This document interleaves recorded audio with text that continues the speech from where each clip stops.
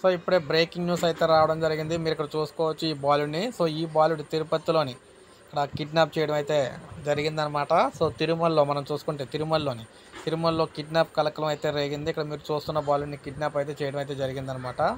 So Tirumala ఆలయంలో బాలుడి kidnap. ఇక్కడ మీరు చూడొచ్చు, తిరుమలలో బాలుడు అపహరణకు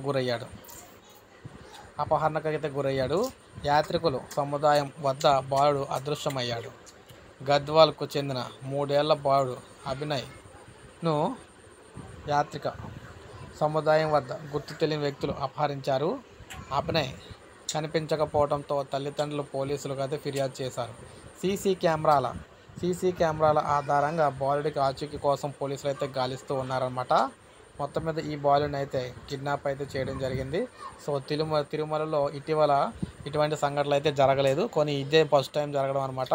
సో ఒక్కసారిగా భక్తులందరికీ కూడా అలర్ట్ అయితే జారీ చేయడం అయితే జరిగింది. ప్రతి ఒక్కరు కూడా అలర్ట్గా ఉండాలని చెప్పేసి. సో ఇప్పుడే మనకు అప్డేట్ అయితే వచ్చింది. ఒక లైక్ చేయండి, సబ్స్క్రైబ్ చేసుకోకపోతే మన ఛానల్ సబ్స్క్రైబ్ చేసుకొని ఫాలో అవుతూ ఉండండి.